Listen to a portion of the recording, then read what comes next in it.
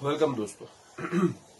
सो अब हम लोग बात करने वाले हैं ट्रेड बैरियर्स की। तो ट्रेड बैरियर्स में लास्ट मैंने बोल दिया था ऑब्वियसली लास्ट वीडियो में कि कोई भी कंट्री की गवर्नमेंट डिसाइड करती है कि उसको अपने कंट्री के अंदर कितना सामान आने देना है और कितना नहीं आने देना है। अगर उसको ज्यादा सामान की एंट्री आने देनी है, मतलब ज्यादा सामान को अलाउ कर रहे हैं, इट मीन्स वो ट्रेड बैरियर्स को हटा देंगे। अगर वो सामान को कम अलाउ कर रहे हैं तो वो ट्रेड बैरियर्स को बढ़ा देंगे। तो ट्रेड बैरियर्स मतलब सिंपली क्या होता है? Trade barriers simply means the import on tax. Okay, tax on import, sorry.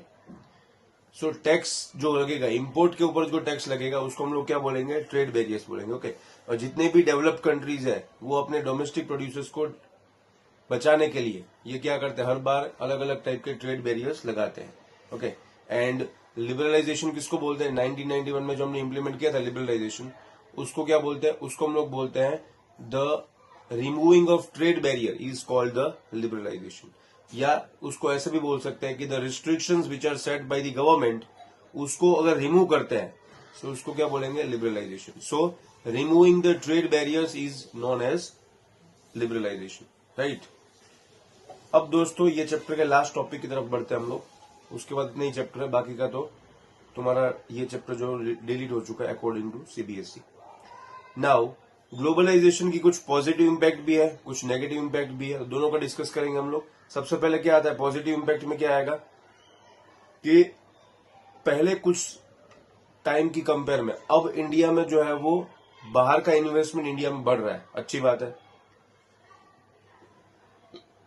पिछले 20 इयर्स में इंडिया में जो बाहर का इन्वेस्टमेंट है वो डे बाय डे क्या हो रहा है? इंक्रीज हो रहा है। तो इससे हमारी गवर्नमेंट को, हमारे लोगों को फायदा होगा। ओके, प्लस बाहर की कंपनी यहां पे आएगी तो कंपटीशन बढ़ेगा, और कंपटीशन बढ़ने से जो क्लाइंट्स है, जो कस्टमर्स है, उनको फायदा होगा, उनको अच्छी प्रोडक्ट्स मिलेगी, उनको बेहतर क्वालिटी मिलेगी, राइट। उसके अलावा ग्लोबलाइजेशन ने कुछ लार्ज कंपनी को एज अ मल्टीनेशनल कंपनी में कन्वर्ट कर दिया। इंडिया की कुछ बड़ी कंपनी थी उसको एमएनसी में कन्वर्ट कर दिया। फॉर एग्जांपल क्या आएगा? अगर ऑटोमोबाइल सेक्टर की बात करें तो टाटा मोटर्स एक मल्टीनेशनल कंपनी है। ओके, इन्फोसिस आईटी कंपनी है, मल्टीनेशनल कंपनी है। रैन बक्सी मेडिसिन की मल्टीनेशनल कंपनी है। एंड एशियन पेंट फील्ड की एक बड़ी कंपनी है। तो ये बात हो गई दोस्तों, और एम्प्लॉयमेंट भी मिलेगा, ये भी एक नोट करने वाली बात है। ओके, अब बात करते हैं नेगेटिव पॉइंट्स क्या क्या। तो नेगेटिव पॉइंट्स में क्या होगा कि इन बड़ी कंपनियों के सामने स्मॉल कंपनी जो है वो टिक पाएगी नहीं, उनको काफी स्ट्रगल करना पड़ेगा।